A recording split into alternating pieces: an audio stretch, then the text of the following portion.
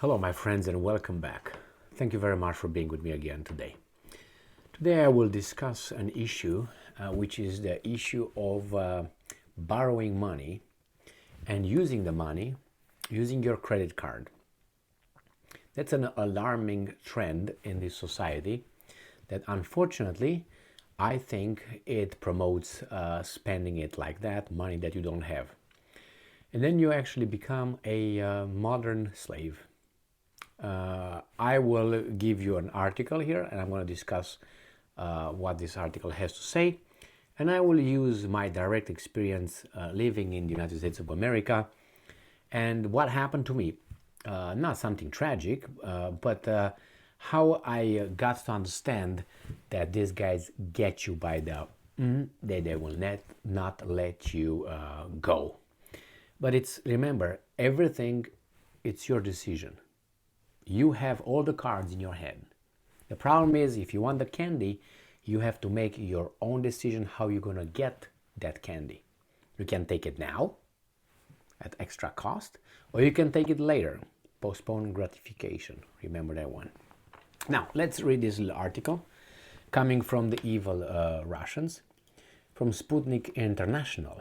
And it is from 3 hours ago, today, the 3rd of February 2023. U.S. credit card debt reaches 18.5%, actually increases, not reaches, hits record $930.6 billion. So let's see what these guys have to say. Inflation, in combination with rising interest rates, are leading more Americans to spend borrowed money on necessities like food and rent.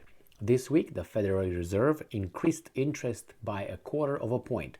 However, the recent hike is more modest than previous raises and marks the 8th hike since March of 2022. Excusez-moi. U.S. credit card debt has hit a record of $930.6 billion in the fourth quarter of 2022, according to the latest credit report from TransUnion. That's a 18.5%, I will use 20%, increase in total U.S. credit card debt since a year prior. A year, my friends. So it's 20% increase in a year. That's unbelievable. Because if you go exponentially, as these guys go, imagine where you're going to go. So, and I'm quoting, whether it's shopping for a new car or buying eggs in a grocery store, consumers continue to be impacted in ways big and small by both high inflation and the interest rate hikes implemented by the Federal Reserve, end quote, said Michelle Ranieri, Vice President of the U.S. Research and Consulting at TransUnion. The annual credit card percentage rates are already near 20% on average, which is an increase from 16.3% a year ago. The average credit balance is also $5,474. The average, as I said, is $5,500, let's put it as dollars. And if one were to make minimum payments towards that amount, it would take almost 17 years to pay off one's debt and would cost about $8,000 in interest, according to Bankrate. So you borrow $5,500, so $5,500, and then if you pay just the minimum, you pay it in 17 years, and eventually you end up paying $8,000. All right. So if you just if you take it like this, you pay what, 1/3 more because you want it now, whatever payment you had to, because that adds. So credit card interest rates are already as high as they've been in decades.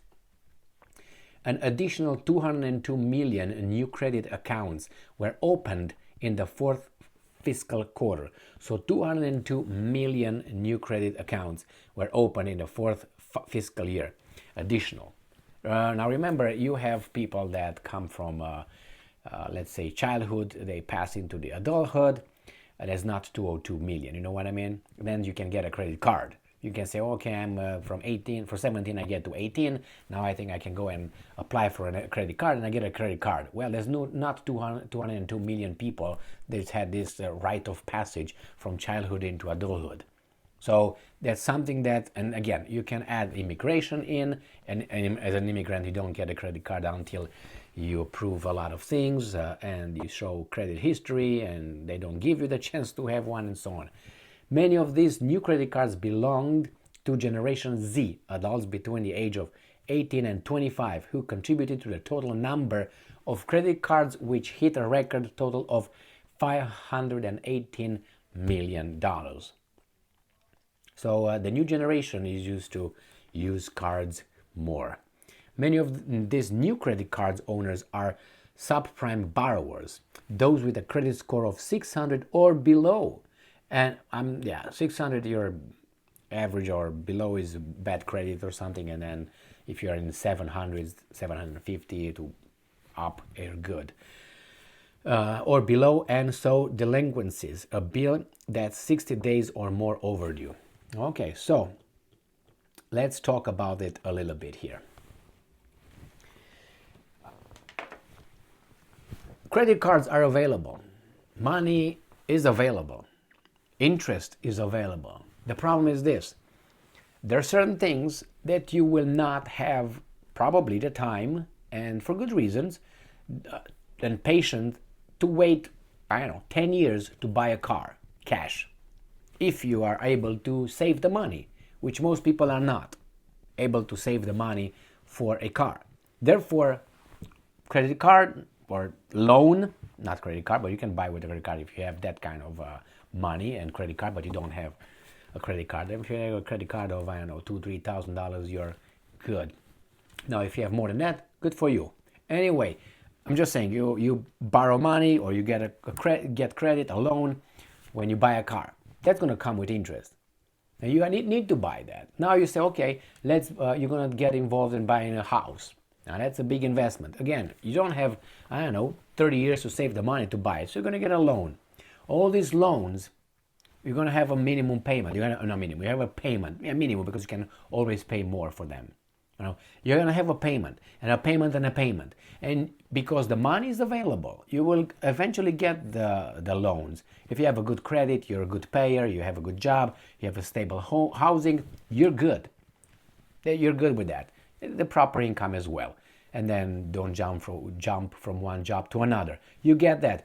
But that would get you, let's say you get a car, you got, let's say, $400, or I'm going to give $400 a month for a car.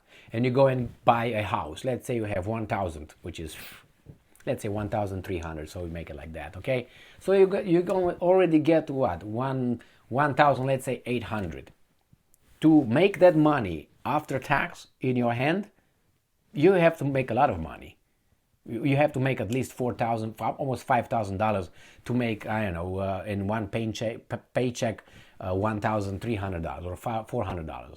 And then you have to pay from the other paycheck for a month more, so you remain with about $1,000 in your hand. And $1,000 you have to pay gas, buy groceries, cell phone, internet, clothing, and so on. You don't have enough. So what do? You apply for credit cards and you start using credit cards. Pam, pam, pam, pam.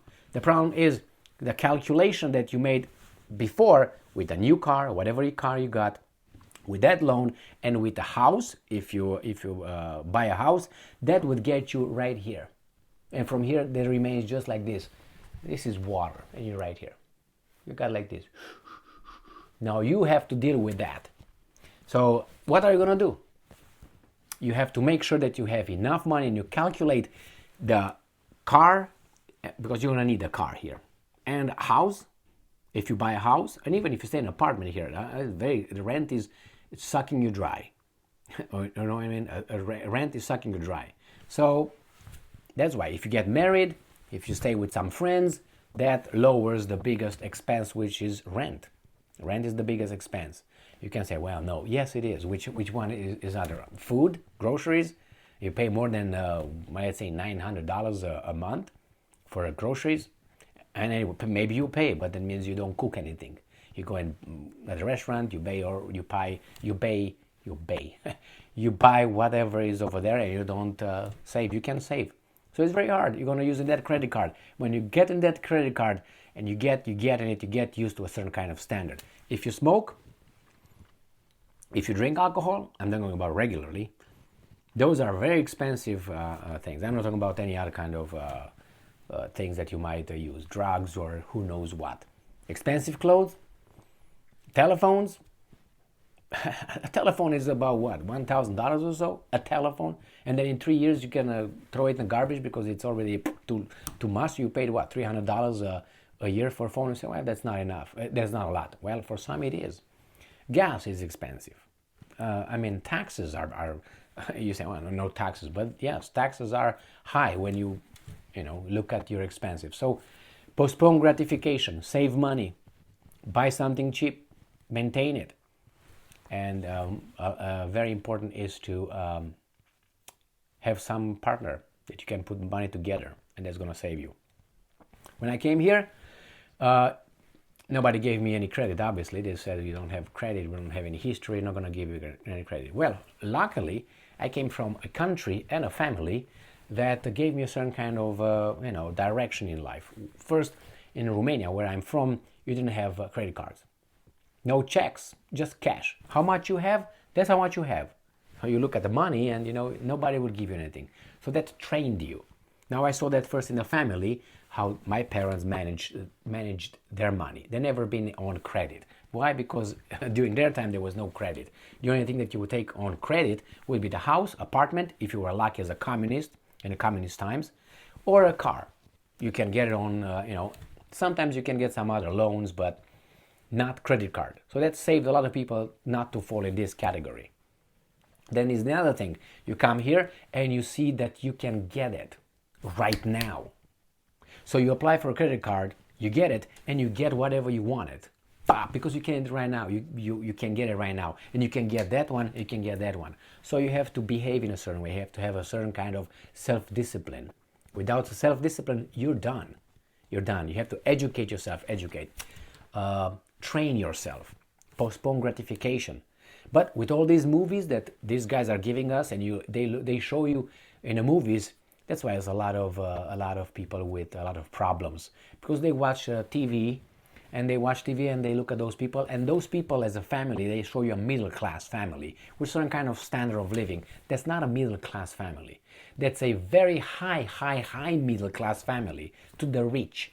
You will probably not gonna get to that point. So when they watch the movies and they see Johnny and Michelle, and having 3 kids and all smiley, and the commercials the same way with 3 dogs around, 5 cats, and she's cooking nothing. She just gets dressed.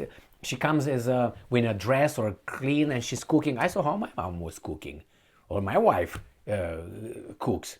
She's not dressed in her work little suit, and she's cooking 3 things and then puts on everybody's smiling. No, and that affects people because they form their worldview like that. They think that's normality. That's not normality. That's something that you most likely will not get to in your lifetime. Not too many get over there to that level. That's people with about $300,000 a year together income. Those guys, yeah, they can have what they show on the TV. 3 dogs, 5 cats, clean big house with windows, with everything beautiful, clean. I don't know who's cleaning. The kids are all happy. The food is just pam. Yeah, that's $300,000. Who makes $300,000? I'm talking about both, $150,000. That's what, the first 20% or 15% of the population. Are you in that? I hope you will be higher than that, but the chances is that is only what, 15% there's over there. You have to work a lot to get there. So what do? You have to postpone gratification. The problem is you see these things, commercials and movies, and what are you going to do as a teenage girl or a boy? It's going to be hard. You think that's how life is. Or at least that's how life should be. And when you look around you and you see that your life is not like that, and that's the expectation of this youth, they will be depressed. They will be depressed, and they will blame themselves for not being able to be like those guys, without knowing that that's unreal. That's fake. But They don't understand it at that time. They don't understand it. So what are they going to do about it? I think it comes from a family. From a family, but once you know the child goes to school, the child is not really your child anymore. Because someone else, which is the government, and those teachers who are human as well, and they're not your kid's parents, they will teach your kid whatever the school teaches. And they will regiment them in a certain kind of way. They will watch certain kind of movies. They will start watching certain kind of cartoons first in the kindergarten. Cartoons that you would think, what's that garbage? But you can't say no. They come home and they want cartoon with SpongeBob. What the fuck is that? I mean, I grew up with Tom and Jerry, or Popeye, or with the Coyote and whatever. Those are funny. Look at Snow White. Look at those, yeah, fantastic. They were beautiful. The aristocrats. Those were with taste. SpongeBob. What the hell are those things over there? With one eye, with... What is that? And that's what children see. And that's one example. You look at Transformers or all kind of beings that you don't understand what that is. I watched as an adult. I couldn't laugh. What's that? What will the child learn?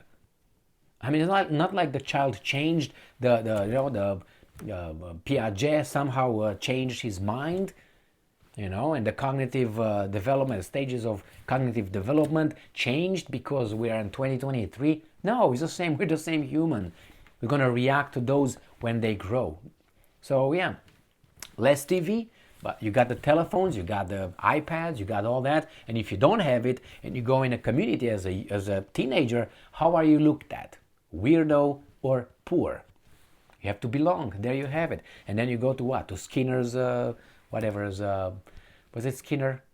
I can't remember what. No, Ash experiment, right? With peer pressure. You have to, and then you have to belong. And your information as a youth, as a teenager. You form yourself, you form your worldview, your behavior, and you don't know shit because you don't read anything. You watch. You watch whatever everybody else is watching or the garbage on the TV. So how do you form? You're not when you read what? Maya Angelou and all kind of non-values. Ask them about Shakespeare and they say, who's that? Dead, white, whatever, blah, blah, blah, blah, blah. This is their interpretation. But I would put Shakespeare. Did you try to read it? I bet you don't even know how to read it, let alone understand what the fuck that guy is saying. This is the state. Things change, and it's changed for profit. And they make profit out of us. Look at what's going on with this country. How long will this go? And it's going to go worse and worse because the new generation is not better than the other one. That's how I see it. That's how I see it. And I understand when I was a kid and old people say, oh, the new generation is like that. They all say like that. Yeah. And that's also a sign of being old. When you see the new generation being a flimsy generation. How are these guys saying? No, life is going to take care of them. Really? I hope so. Because that's going to mature them. But unfortunately, I work with a lot of people, adults, in positions very well paid and not only with authority. Professionals, they are the same. Empty, but they want it now just because. Me. Build a society with this kind of authority and attitude. Sorry. This is I didn't do anything wrong, but anyway, it's just, this is the state credit cards. Avoid them. Use them, pay them off each month. The problem is if you pay them off each month, your credit is not going to improve as if you leave something over there and you pay not the whole amount. That's another. Thank you very much for being with me again today. Stay strong, stay smart, look for the truth, and be just.